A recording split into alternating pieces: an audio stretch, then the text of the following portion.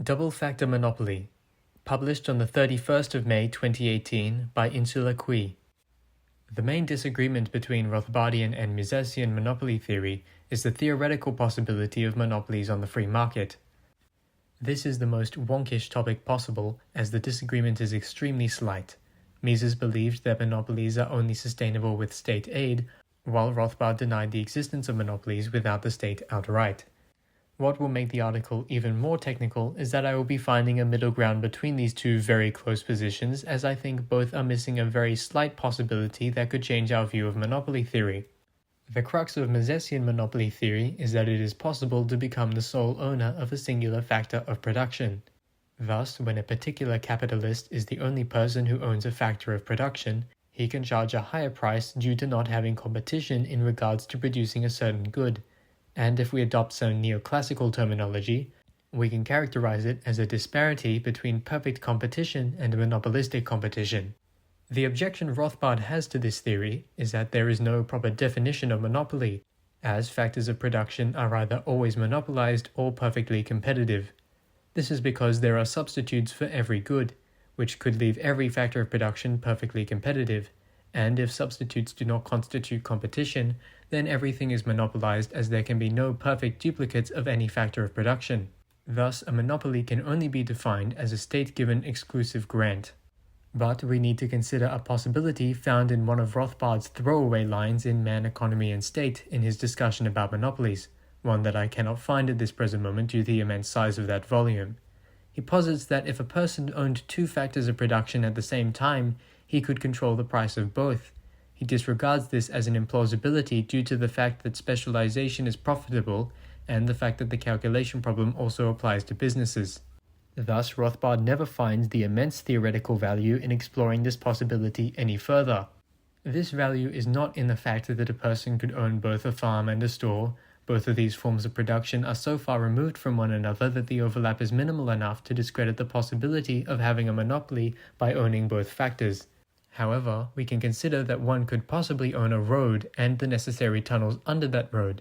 This means that one could charge extra rents from customers of different utilities due to owning a road, which is also by far the most efficient location for any tunnels for electrical, water, and gas systems in an urban environment. This is just one example, so it does very little good to expound on the theory beyond this specific incident, but the general principle can be explained as follows.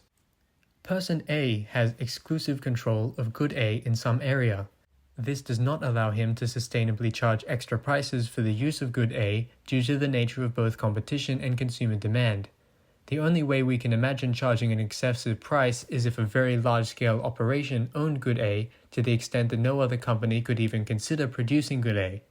This is unlikely, as large companies are generally less efficient than small ones, in large part due to the immense efficiency in calculation that always affects the optimal size of the firm.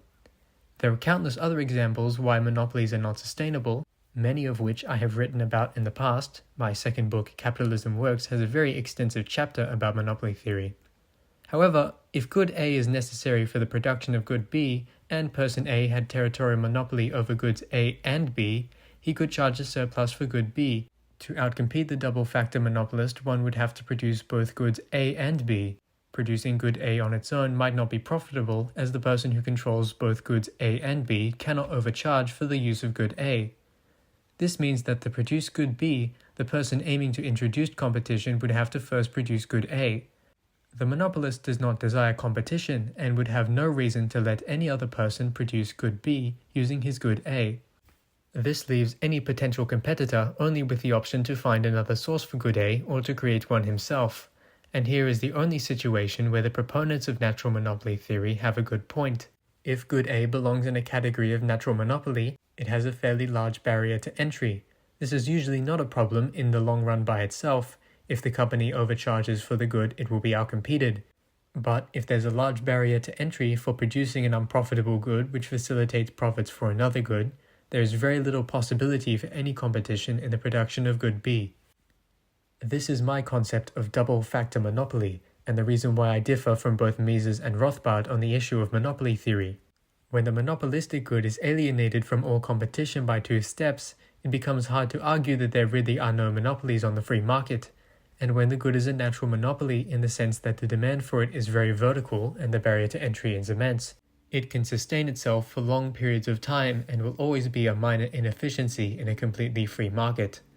But this does not mean that state intervention will necessarily solve it, which is why we need to find a proper conclusion before we can put this issue to rest. The first thing that alleviates the problem is a systematic incentive to not create such monopolies. It's almost always more efficient to have multiple companies managing multiple goods.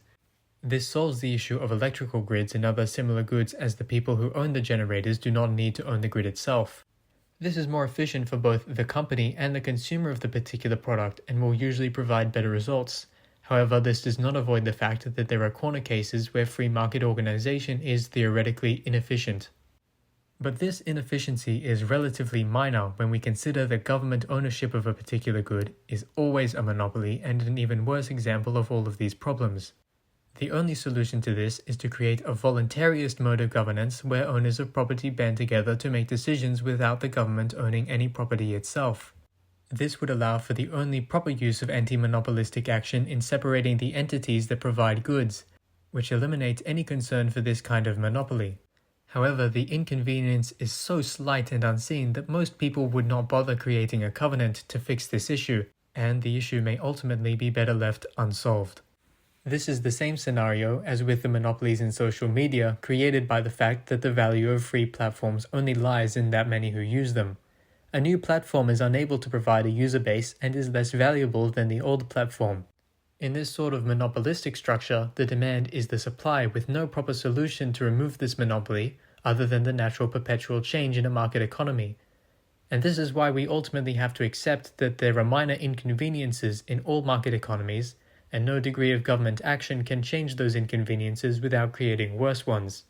We can theorize about a better market economy, but we can never create such an economy. Capitalism works, although it's occasionally imperfect.